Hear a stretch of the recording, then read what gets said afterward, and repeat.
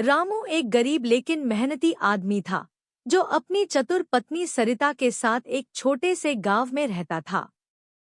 सरिता बहुत होशियार और समझदार थी, जो हमेशा अपने पति का साथ देती और मुश्किल समय में भी हिम्मत बनाए रखती थी।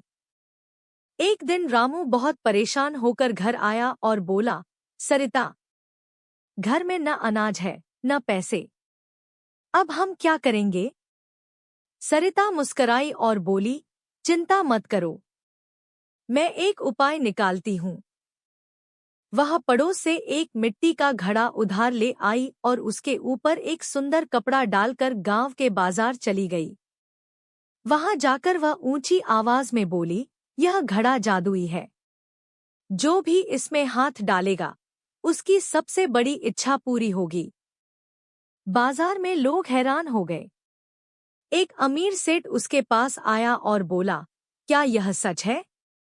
सरिता ने आत्मविश्वास से कहा, बिल्कुल, लेकिन इसे इस्तेमाल करने से पहले इसे खरीदना होगा। इसकी कीमत है केवल 10 सोने के सिक्के।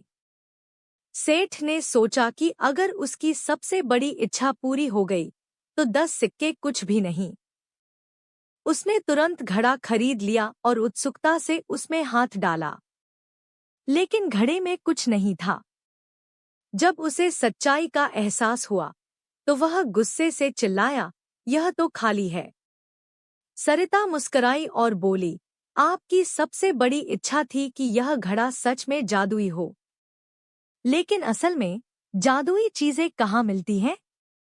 सेठ को अपनी नादानी पर शर्मिंदगी हुई और वह चुपचाप चला गया।